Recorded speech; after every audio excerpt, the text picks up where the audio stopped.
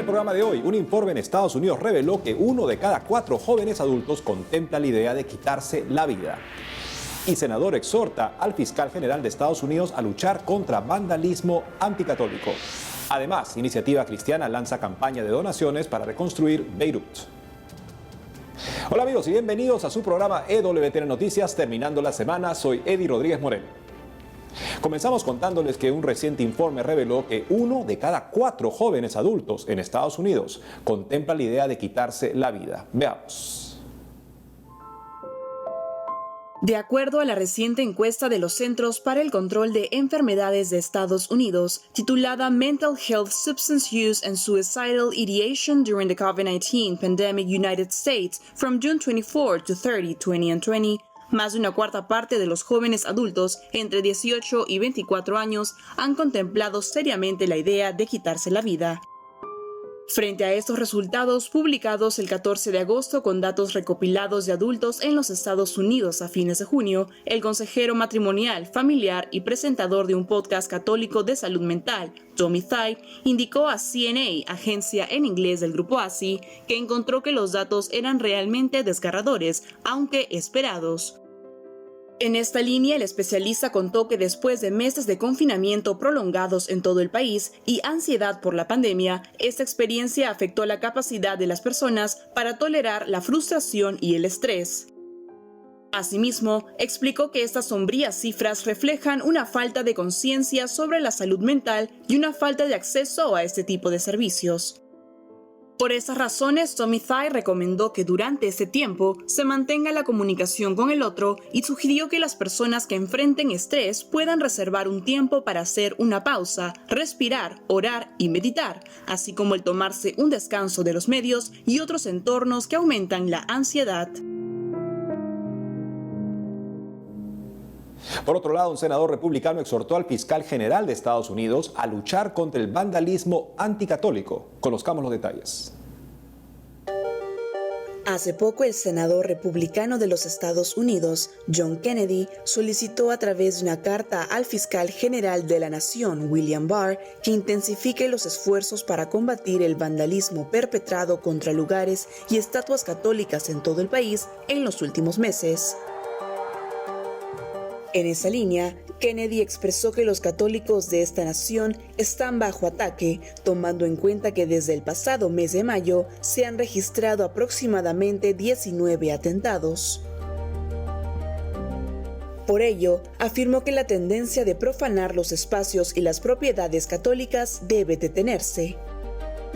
Asimismo, luego de manifestar que estos crímenes se extienden de costa a costa y no muestran signos de terminar, señaló que los cristianos históricamente han sido y siguen siendo uno de los grupos religiosos más perseguidos en el mundo. Sin embargo, recordó que los padres fundadores de Estados Unidos creían que la libertad religiosa era esencial para la nueva nación, asegurándola con las protecciones de la primera enmienda, por lo que no se puede permitir que un puñado de personas destruya este derecho fundamental.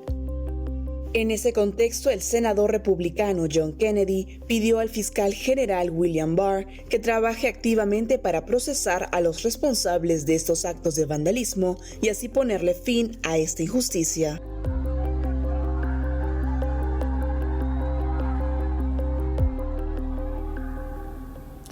El senador Kennedy le da voz a un reclamo creciente por parte de muchos católicos que se sienten desamparados por las autoridades de sus ciudades generalmente liberales, en los cuales parece que está abierta la temporada de cacería contra monumentos católicos.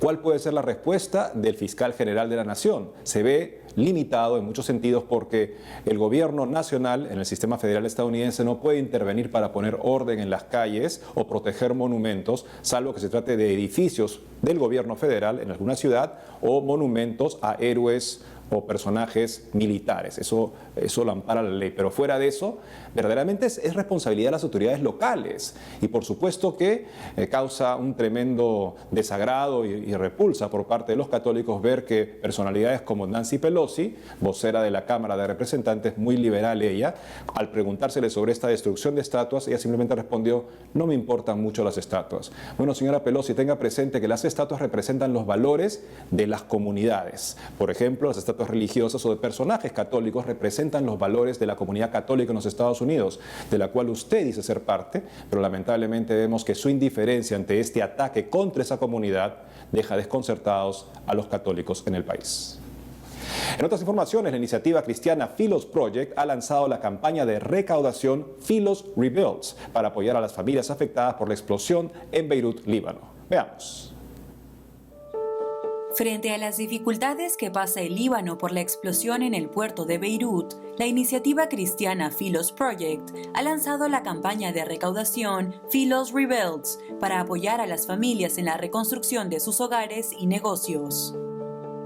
Como se recuerda, la explosión de 2.750 toneladas de nitrato de amonio el pasado 4 de agosto en un almacén sin custodiar desde hacía años causó la muerte de más de 150 personas y dejó más de 5.000 heridos, destruyendo gran parte de la capital libanesa.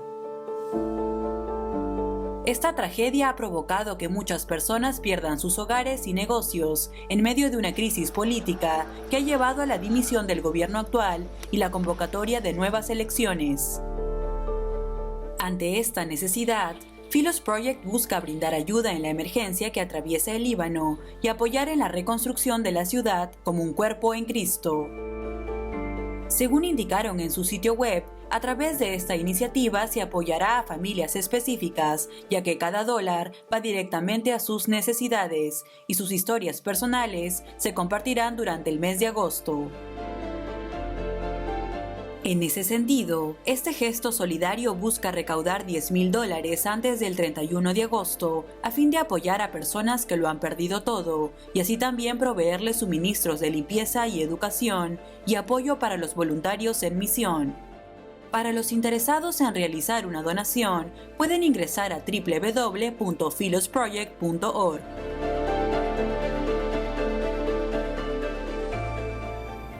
Y nos vamos hasta Chile con nuestra corresponsal Giselle Vargas, quien nos comentará sobre el Día de la Solidaridad que se celebró en el país. Adelante, Giselle.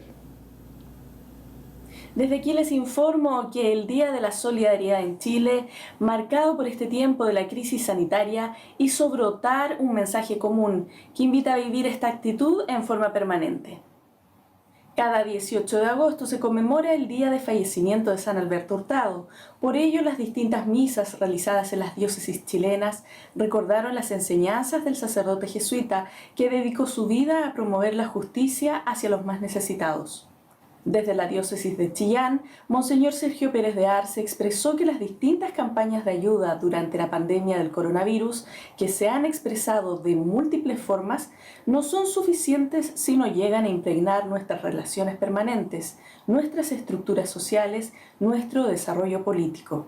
En una sociedad que tiene todavía niveles tan grandes de pobreza y desigualdad y que atraviesa una crisis social y sanitaria tan aguda, la solidaridad tiene que hacerse un valor perdurable y una práctica habitual, hasta convertirse en cultura, una cultura solidaria en un país de hermanos, precisó Monseñor Pérez de Arce. El rector del santuario, Alberto Hurtado, padre Jorge Muñoz, dijo que en este tiempo de pandemia han surgido signos muy potentes que señalan que la solidaridad debiera ser un tema permanente entre nosotros, no solamente durante el mes de agosto. En las distintas diócesis, los obispos alentaron la cooperación urgente en las campañas de ayuda para miles de familias y personas que sufren las consecuencias económicas del coronavirus.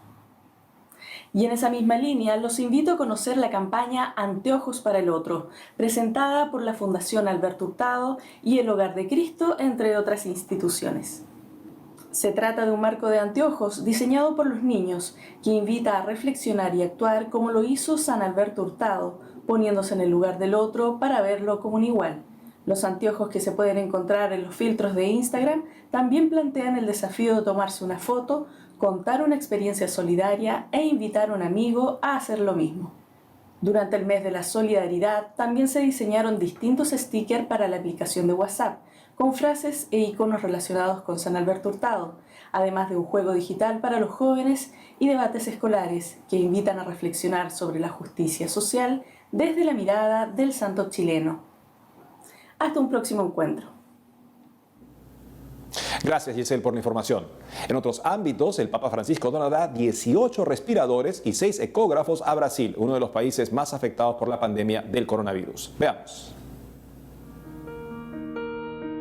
El Papa Francisco donará 18 respiradores y 6 ecógrafos portátiles a Brasil por medio de la limosnería apostólica para luchar contra los efectos de la pandemia de coronavirus, que en este país están siendo devastadores. Según un comunicado de la limosnería apostólica, los ventiladores y ecógrafos de las marcas Drager y Fuji han podido donarse gracias al generoso compromiso de la asociación Hope Onlus, que altamente especializada en proyectos humanitarios sobre la salud y la educación, se ha esforzado por obtener equipos médicos de alta tecnología para salvar vidas por medio de diversos donantes, así como a la logística de transporte y a la instalación de los equipos en los hospitales. Una vez transportados a Brasil, los dispositivos se entregarán y donarán a aquellos centros sanitarios en territorio nacional indicados por la Nunciatura Apostólica para que este gesto de solidaridad y de caridad cristiana pueda ayudar de verdad a las personas más pobres y necesitadas. Cabe recordar que con más de 3 millones de casos confirmados desde el inicio de la pandemia y 108.000 fallecidos, Brasil es uno de los países más afectados por la pandemia de coronavirus.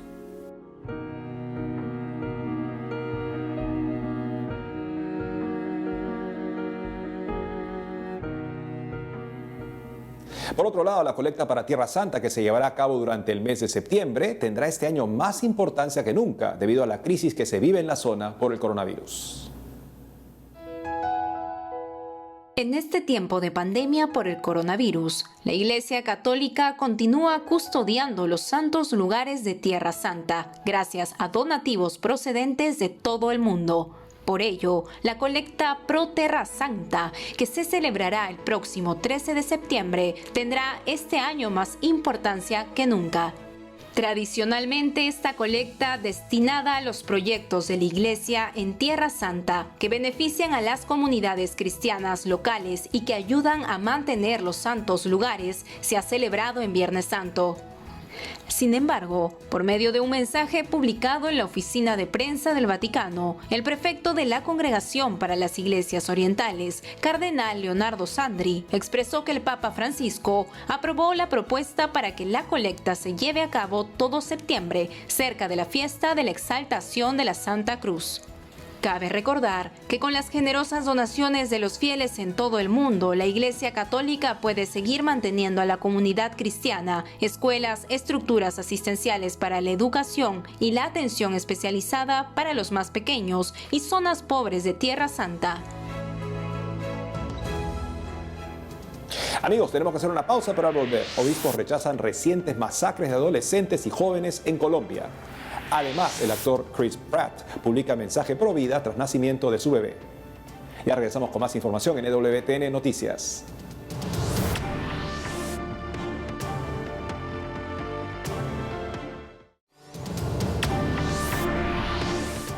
Nos vamos inmediatamente hasta Colombia con nuestra corresponsal Lida Lozada, quien nos hablará sobre el pronunciamiento de los obispos a raíz de las 4 masacres de adolescentes y jóvenes recientemente en el país. Adelante, Lida.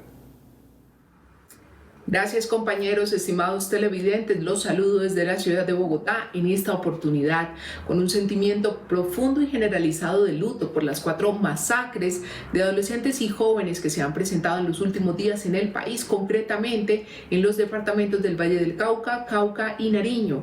En ellas han perdido la vida 18 personas, algunas integrantes del pueblo indígena Ahuá. A través de diversos comunicados, los obispos del país han alzado su voz y han expresado su rechazo frente a esta grave situación de violencia que tiene en crisis humanitaria a estas y otras regiones del país. Estos son los mensajes que comparten algunos de ellos en EWTN.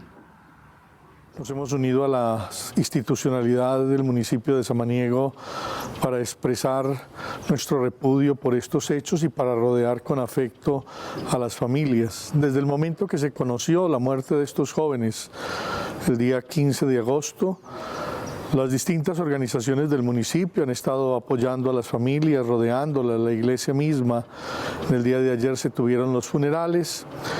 Y hoy hemos querido venir a decir que Samaniego quiere ser un municipio de paz, quiere ser un municipio para vivir en unas condiciones distintas a partir de todos los esfuerzos de los entes regionales, nacionales y departamentales en apoyo a nuestros jóvenes y en apoyo a estas familias que han perdido a sus seres queridos. Hacemos un llamado para que se respete el derecho a la vida y para que cesen las acciones violentas de todos los grupos armados ilegales y las bandas delincuenciales que siguen afectando gravemente a las poblaciones más pobres. Pedimos a todos en la Iglesia que nos acompañen con su plegaria porque nuestro país necesita la ayuda espiritual del mundo y el esfuerzo de todos, hombres y mujeres en Colombia, para que la vida vuelva a prevalecer por encima de cualquier interés o realidad. Partiendo de ese complejo contexto, pero en busca de hacer más fuerte el llamado de la Iglesia colombiana para que cesen este tipo de acciones, el Secretariado Nacional de Pastoral Social ha lanzado la Semana por la Paz 2020, que en esta oportunidad se desarrollará del 6 al 13 de septiembre y que tiene por lema "Demos el paso, el reencuentro es con la paz".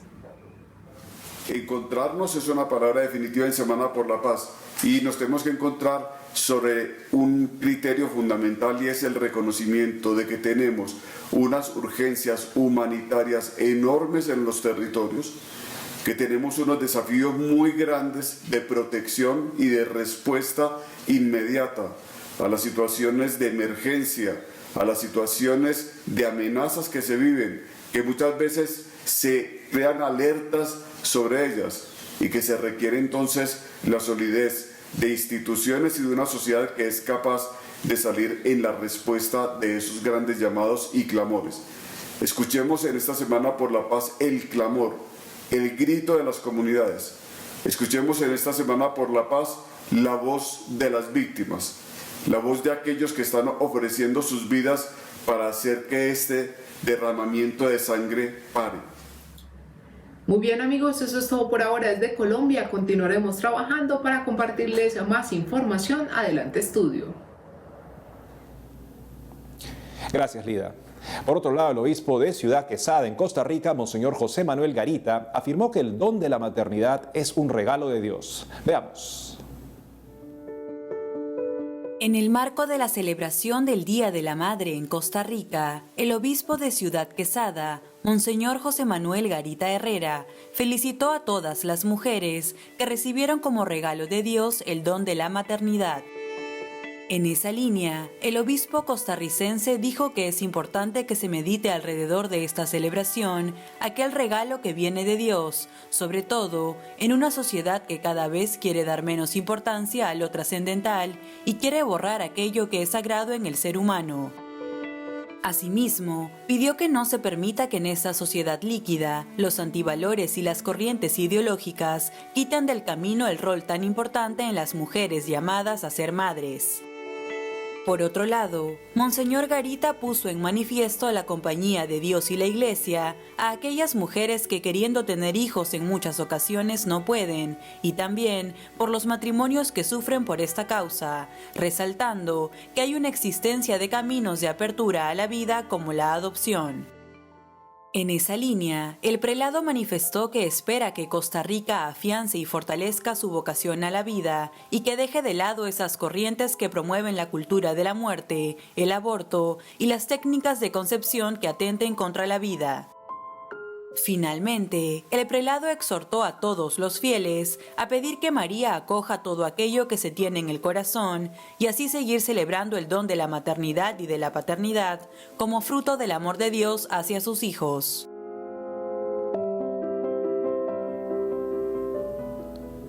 Y nos vamos hasta Denver, Colorado, para conectarnos con nuestro director Alejandro Bermúdez, quien nos hará una reflexión sobre las consecuencias que ha tenido la aplicación de la política de Ciudad de México por parte del gobierno de Estados Unidos. Adelante, Alejandro. Amigos de EWTN Noticias, soy Alejandro Bermúdez y como siempre es un gusto estar con ustedes. Un tema que es muy importante comprender para las personas que entendemos el valor de la defensa de la vida y de la familia es el número de consecuencias que ha tenido la aplicación de la política de Ciudad de México por parte del gobierno de los Estados Unidos. Les refresco el concepto. En 1980, el entonces gobierno norteamericano, presidido por el presidente Ronald Reagan, durante una reunión en la Ciudad de México del Fondo de Población de las Naciones Unidas, una organización que, como saben ustedes, es extremadamente abortista y antivida, estableció que el gobierno de los Estados Unidos no iba a contribuir económicamente, financieramente, con ninguna organización que promoviera el aborto en contra de las leyes locales. Es decir, si un país tiene una ley que prohíbe el aborto, la contribución económica de Estados Unidos no podía ser utilizada para eventos, actividades o instituciones que promueven la legalización del aborto. Cada vez que ha habido un gobierno republicano, como esta no es una decisión del Congreso, sino es una decisión ejecutiva, la política de Ciudad de México se restablece y cada vez que hay un gobierno demócrata, esa política se elimina. Recientemente, el secretario de Estado norteamericano, Mike Pompeo, informó que de cerca de 1.000 instituciones alrededor del mundo, solamente 6 rechazaron la ayuda económica norteamericana y todo el resto aceptó estos términos. Es decir, de no utilizar la ayuda norteamericana para organizaciones que promueven el aborto allí donde el aborto es ilegal. Es decir, básicamente, una política que respeta las leyes de los estados en términos de defensa de la vida y de la familia. ¿Cuál es la consecuencia práctica de esto, hermano? Es la cantidad de millones de dólares que no llegan a nuestros países para financiar el aborto en las organizaciones feministas y antivida que todos conocemos.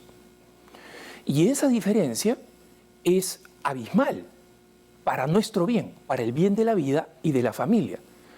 Las organizaciones abortistas y de ideología de género que ustedes conocen en sus países tienen ahora muchos menos dólares y una cantidad muy importante de dólares porque el poder económico de Estados Unidos es extremadamente influyente y puede influir para bien o para mal. Hay un ejemplo muy importante. La Corte Interamericana de Derechos Humanos, que tiene su sede en Costa Rica, y cuya mayoría de jueces son jueces antivida, ya han llegado a una decisión para imponer a Guatemala para que legalice el aborto, para forzar a Guatemala a legalizar el aborto, en base a un caso que ya hemos abordado varias veces en EWTN Noticias. ¿Saben cuál es la razón por la cual esta resolución no se hace pública?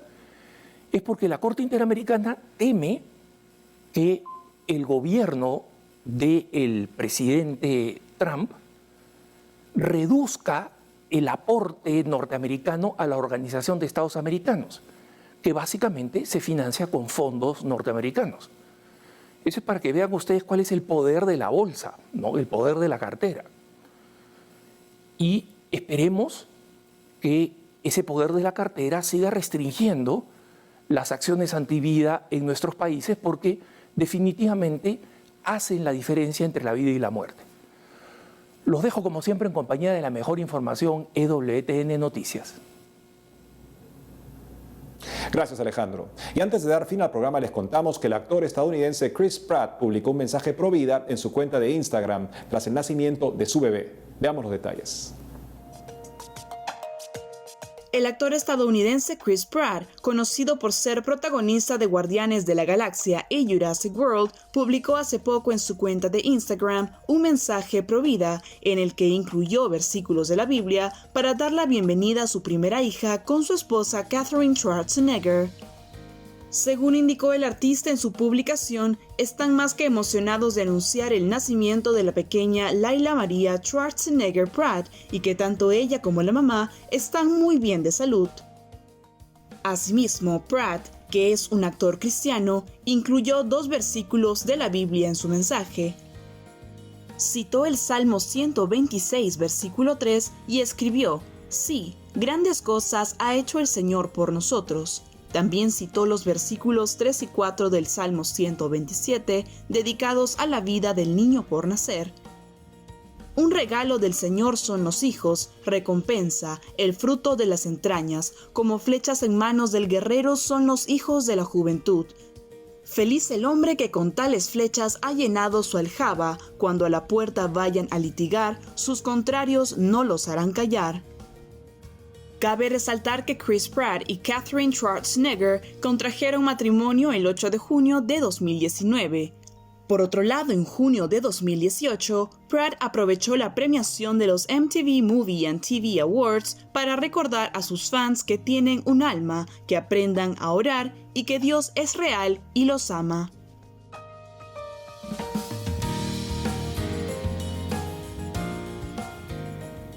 Y es todo por hoy, amigos. Hoy en la fiesta de San Pío X, un papa que nos recordaba que el primer deber de la caridad no es la tolerancia de los errores ni la indiferencia de los vicios de nuestros hermanos, sino el celo por su mejoramiento intelectual y moral, no menos que por su bienestar material.